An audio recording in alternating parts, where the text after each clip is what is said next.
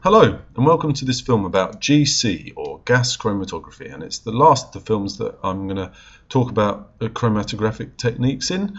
And like with the other ones, it's helpful if you've watched the one that talks about the principles of chromatography first, because I'm going to assume that you know in broad terms what's going on. So here we're just going to look in a small level of detail at what the mobile and stationary phases are in gas chromatography and how we can actually use mass spectrometry to help us analyze what's coming out of our machine.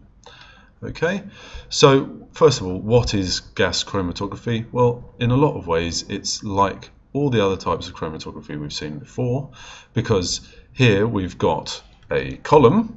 Okay, it might not look like a column, it looks like a spiral, and they're often spiral shaped because the more you coil them in here, the longer the column can be. But basically a column is just a tube in a chromatography experiment. Okay, so we've got a column and we've got a carrier gas that takes our sample along with it as it moves through the machine. So I suppose if I asked you what are the stationary and mobile phases, just from what you've been told, you'd probably be able to figure it out. But in this case, the column is our stationary phase. Now it's sometimes packed with things, a bit like the particles we put on a TLC chromatogram, or like the beads in a column chromatogram. But it could also be just an open tube. Okay, what's the mobile phase?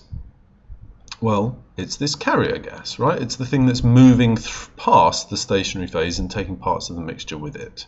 Okay, so we inject our sample, this gas is moving through our machine, and depending on the intermolecular forces that the gas forms with the sample and the intermolecular forces formed between the sample and whatever happens to be in this tube, even if it's just the walls of this empty tube, that's going to affect how long it takes for my sample to get through. Now, as usual, this is going to separate the parts of our mixture.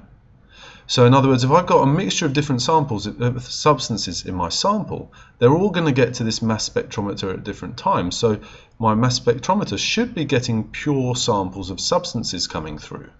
Okay, which means that every time one of the components comes through here, I could analyze it with my mass spectrometer and get some more detail about it. Now, this is not the only type of chromatography I could do this with, right? It's difficult with thin layer chromatography because it's hard to get the components to jump off the end of the thin layer and into a mass spectrometer.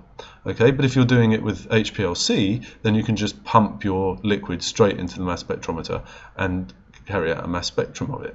But you might remember that mass spectrometers tend to use gases, so I suppose you'd have to vaporize that liquid first, where I suppose the nice thing here is that you've got this gas coming through. Okay, we're doing it in an oven to make sure that our sample stays as a gas.